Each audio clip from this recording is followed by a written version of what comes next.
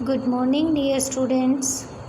Let's continue our chapter The Making of the National Movement 1870s to 1947।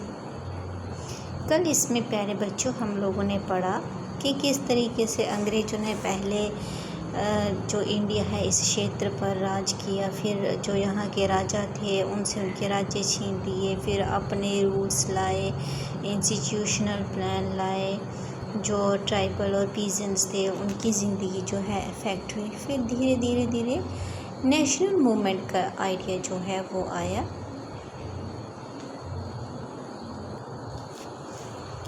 A nation in the making, अब एक राष्ट्र का बनना।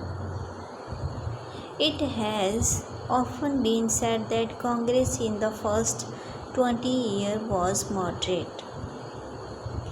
ये कहा जा सकता है कि जो कांग्रेस थी पहले के 20 सालों में मॉडरेट थी, ना ज़्यादा उसने कुछ काम किए ना कम, मतलब बीच में चल रही थी। In its objectives and methods during this period demand a greater voice for Indians in the government and in administration. इस पीरियड के दौरान उन्होंने इंडियंस के लिए सरकार से, प्रशासन से बहुत सारी चीज़ों को लेकर आवाज़ उठाई। It wanted the legislative council to be made more representative. इन्होंने कहा कि जो लेजिस्लेटिव काउंसिल है वो उसके जो रिप्रेजेंटेटिव हैं वो थोड़े ज़्यादा होने चाहिए। गिवन मोर पावर, उनको यानी कि इंडियंस होने चाहिए और उनको पावर्स भी मिलनी चाहिए, कुछ हक भी मिलने चाहिए। And introduced in provinces where none existed. It demand that Indians be placed in high position in the government. उन्होंने ये भी डिमांड की कि जो इंडियंस हैं, जो ब्रिटिश सरकार है, इसमें भी इनको हाई पोजीशन पर अपॉइंट करना चाहिए, यानी कि इनको हाई पोजीशन मिलनी चाहिए। For this purpose it called for civil service examination.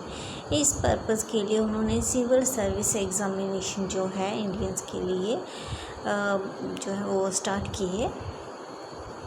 The demand for Indianisation of the administration was part of a movement against racism, since most important jobs at the time were monopolized by white officials।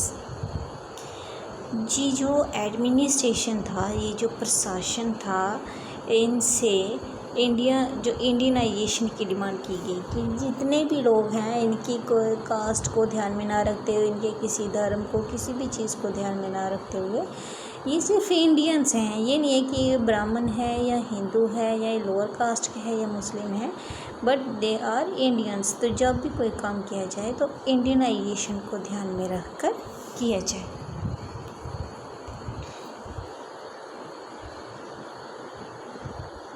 The British generally assumed that Indians could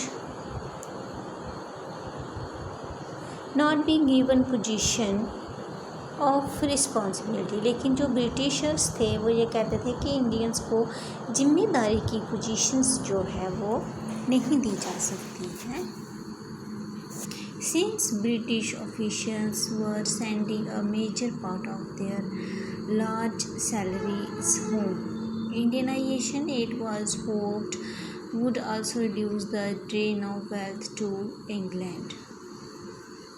अब जो British officers थे उनको बहुत high salary मिलती थी, तो वो salary जो है अपने घरों में भेज देते थे।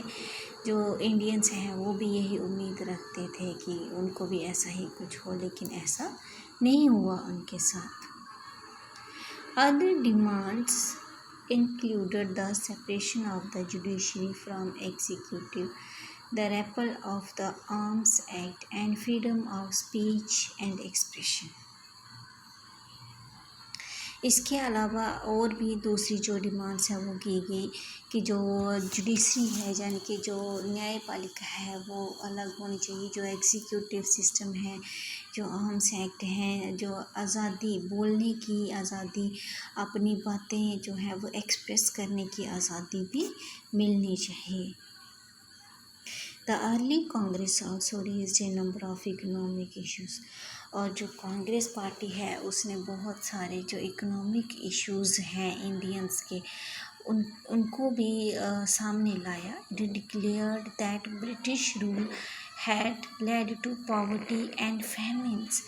Increase in the land revenue had impoverished peasants and zamindars. अब जो ब्रिटिशर्स थे, जो ब्रिटिश रूल चल रहा था, तो उसमें गरीबी बहुत ज़्यादा थी। तो इन्होंने कहा कि इतने गरीब हैं, जो पीजेंट्स हैं वो तो बहुत ही ज़्यादा गरीब हैं, तो ये जो रेवेन्यू लिया जाता है ये ख़त्म होना चाहिए इनके ऊपर से।